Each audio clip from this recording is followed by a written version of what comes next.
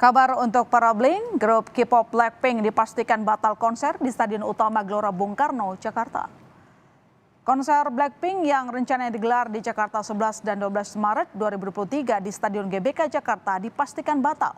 Hal tersebut disampaikan Menteri Pemuda dan Olahraga Menpora Zainuddin Amali.